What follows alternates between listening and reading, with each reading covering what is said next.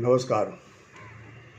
जब 1 जनवरी 2017 को मैंने तय कर लिया कि अब मुझे एक्टिंग करनी है, तो फिर वो सिलसिला शुरू हो गया ऑडिशंस देने का। और लगातार 3 महीने ऑडिशंस देने के बाद जो मुझे पहली बार शूट मिला, वो तारीख थी 25 मार्च 2017। और मैंने 25 मार्च 2017 को जब शूटिंग की, पहला सीरियल था प्यार तूने क्या किया, जो जिंक टीवी पर आता था। उसके बाद धीरे धीरे धीरे धीरे धीरे धीरे मुझे बहुत बड़े बड़े सीरियल्स में छोटे छोटे कैरेक्टर मिलने लगे। मुझे बाबा के, तांत्रिक के, ताऊ के, साधु के, सन्यासी के, चाचा के, काका के, मामा के, नेता के, इस तरह के कैरेक्टर्स मिलने लगे। उस दौरान मुझे पता था कि मैं एक परफेक्ट एक्टर नहीं हूँ, मेरे अंदर बहुत सारी कमियाँ हैं और मुझे उन सारी कमियों को दूर करना है। और मैं धीरे धीरे उन सारी कमियों को दूर कर रहा था। जैसे कि मैंने पिछले वीडियो में आपको बताया कि सबसे पहले तो 2-2, 4-4 पेज के जो डायलॉग याद करने हैं, उसमें गड़बड़ी हो जाती थी।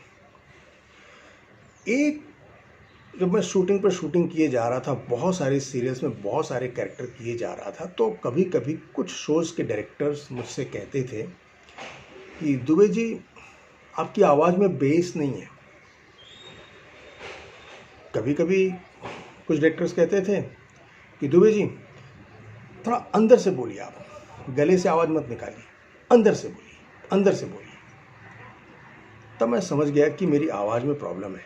और जब मैंने 1-2 बार पूछा कि सर प्रॉब्लम क्या है, तो डायरेक्टर साहब ने बताया कि जिस तरह से आपकी दाढ़ी है और जिस तरह से आपकी मूँछें हैं और जिस तरह से आपके बाल हैं और जिस तरह से आपका कपाल है, जिस तरह से आपका एक दिव्य आपकी जो आकृति बनती है शरीर की, उस तरह से आपकी आवाज़ में ना वो दिव्यता नहीं है, वो भव्यता नहीं है। जब आप चीखते हैं, चिल्लाते हैं, बोलते हैं, श्राप देते हैं, तो ना ऐसे लगता है जैसे आपकी आवाज़ ना आपके शरीर से मैच नहीं कर रही है। तब मैं समझ गया कि इन्हें उस तरह की आवाज़ चाहिए जो अमिताभ बच्चन साहब की है या जो अमरीश पुरी साहब की है। अब अमिताभ बच्चन की और अमरीश पुरी की आवाज़ जो है, वो तो उनके साथ जन्मजात है। अब मेरे जैसे कलाकार की आवाज़ उनके जैसी आवाज़ तो है नहीं, लेकिन चूंकि मेरा चेहरा भव्य है, मैंने इस चेहरे को दिव्य बना रखा है और इस चेहरे की वजह से मुझे काम मिल रहा है, लेकिन आवाज़ वैसी नहीं निकल रही है। और कई बार ऐसा हुआ कि बहुत सारे शोज़ में एक्टिंग तो मैं कर रहा हूँ, लेकिन डबिंग किसी और से करवाई गई है। और डबिंग जब किसी और से करवाई गई है, तो कई लोग मुझे फ़ोन करके कहते थे, सर ये आवाज़ आपकी है, सर ये आपकी आवाज़ है।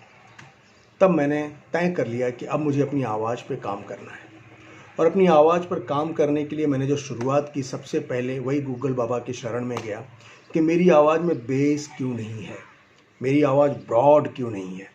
अगर मैं ये दाढ़ी और मूंछ और ये बाल निकाल दूं, तो बिल्कुल मैं 35 साल का एक लौंडा दिखता हूं, और 35 साल का जो युवक होता है उसके जैसी ही मेरी आवाज़ है। चूँकि मैंने ये दाढ़ी और मूंछें और बाल रख के इतना भव्य और दिव्य अपना चेहरा बना लिया है कि मैं 50, 60, 70 साल का लगता हूँ, और मेरी आवाज़ तो 50, 60, 70 साल की हो नहीं सकती। तो गूगल बाबा की शरण में जाके मैंने गूगल करना शुरू कर दिया कि अपनी आवाज़ में बेस कैसे लाएं, उसमें मोटापन कैसे लाएं, भारीपन कैसे लाएं।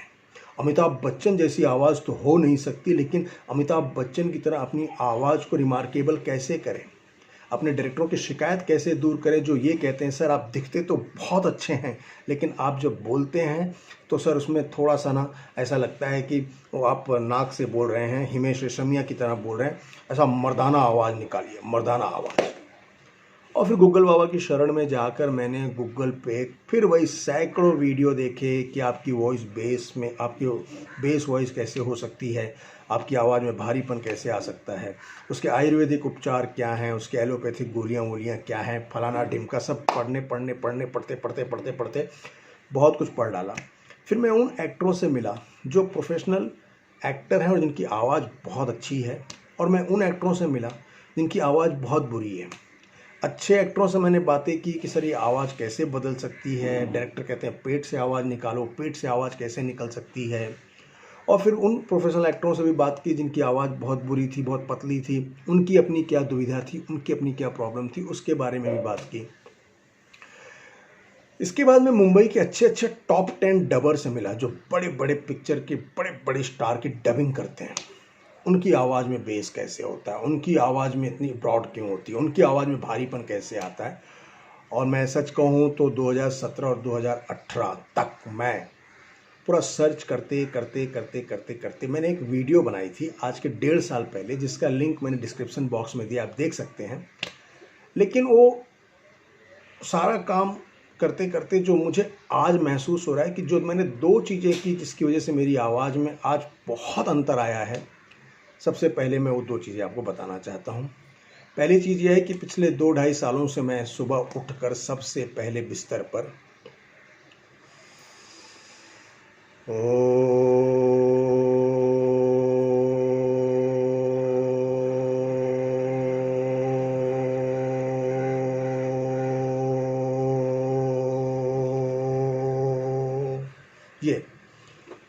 मैं इसको आवाज़ को अपने भारी करता हूँ और अपनी सांस को एक बार खींच के ओम को इतना दूर तक खींच के ले जाता हूँ।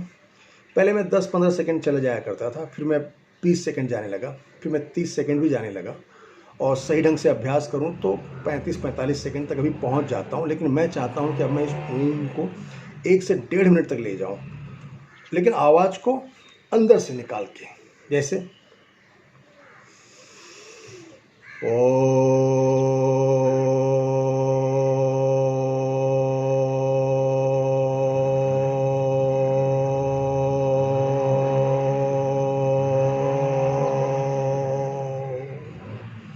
मैं और कोशिश कर रहा हूँ और 30 सेकंड आगे जाऊँ, लेकिन मैं पिछले 2 साल के प्रयास के बाद भी नहीं जा पा रहा हूँ। लेकिन मैं 1-1.5 मिनट क्रॉस करूँगा। आप स्टॉप वॉच लगा लीजिए, घड़ी से आप फिर चेक कर सकते हैं मैं कितना हूँ। मैं 20 से 30 सेकंड में ख़त्म हो जाता हूँ, जबकि मैं 1-1.5 मिनट जाना चाहता हूँ। एक बार आप फिर देख लीजिए। अंदर से आवाज़ निकालनी पड़ती है और अपने जो वॉइस वोकल है, जिसको साइंस में जो भी कुछ कहते हैं, उसको ना थोड़ा सा भारी करना पड़ता है।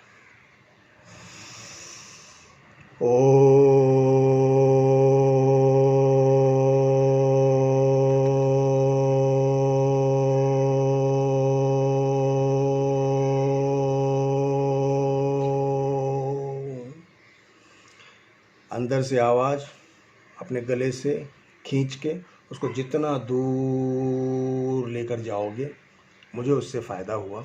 सबसे पहले मेरी आवाज़ जो बच्चे जैसी थी या 30-35 साल के युवक जैसी थी, या मेरी आवाज़ में जो एक नमकीनपन था, या मेरी आवाज़ पतली थी, वो 50% भारी हुई है, जिसको डायरेक्टर साहब कहते हैं कि बेस लाओ, बेस वॉइस चाहिए। अब वो बेस वॉइस आती है। मैं रोज़ सुबह उठकर पिछले 2 सालों से इस तरह से 5 मिनट तक बेड पे या दिनचर्या से निवृत्त होने के बाद 5 मिनट तक मैं ये अवश्य करता हूँ। इससे मुझे अंदर से कॉन्फिडेंस आया कि हाँ, मेरी आवाज़ में बदलाव आ रहा है, मेरे स्वर में, मेरे चेहरे से एक मैचिंग हो रही है।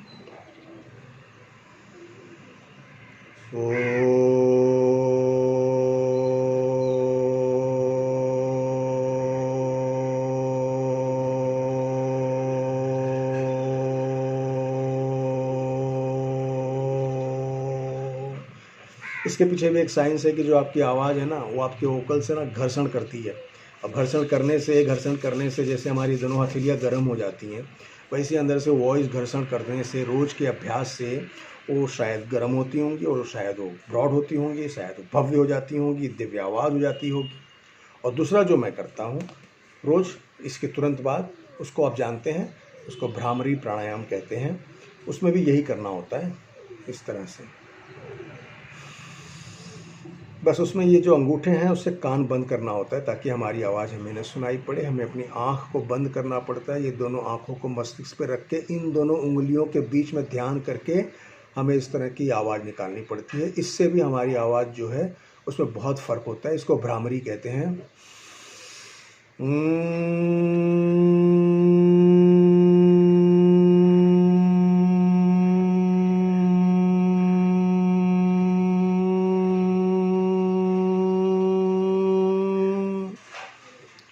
ओम का जब जाप कर रहे थे तो ये अंदर से आवाज़ निकल के ओम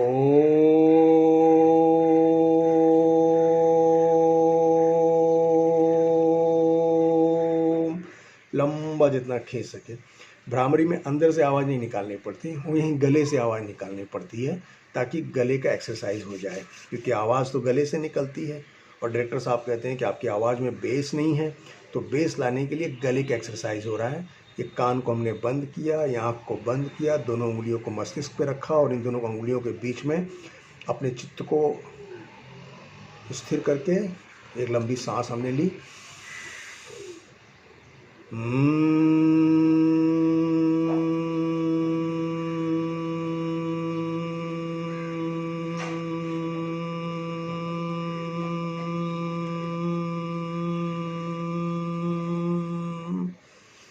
ऐसा करने से ना ये जो ब्रेन है ना, इसमें झंझनाहट सी पैदा हो जाती है। और सबसे बड़ी बात है कि जब हम ओम करते हैं तो हमारा मुंह खुला रहता है और अंदर से हवा बाहर की तरफ निकल रही है। ओम,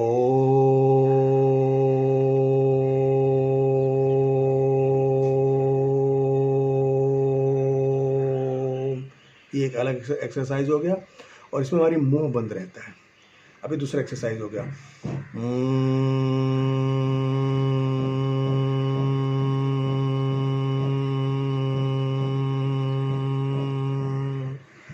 ये मैं सुबह ज़्यादा नहीं 5 मिनट तक ओम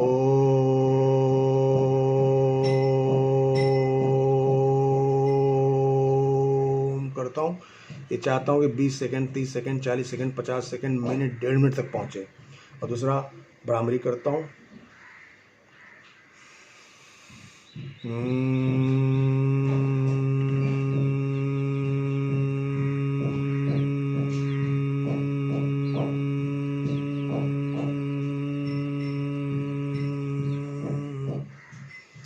ये दोनों करने से सबसे अच्छी बात है कि अब कोई डायरेक्टर मुझसे ये शिकायत नहीं करता कि आपकी आवाज़ में बेस नहीं है, आपका जो स्वर है आपके जो चेहरे से मैच नहीं करता।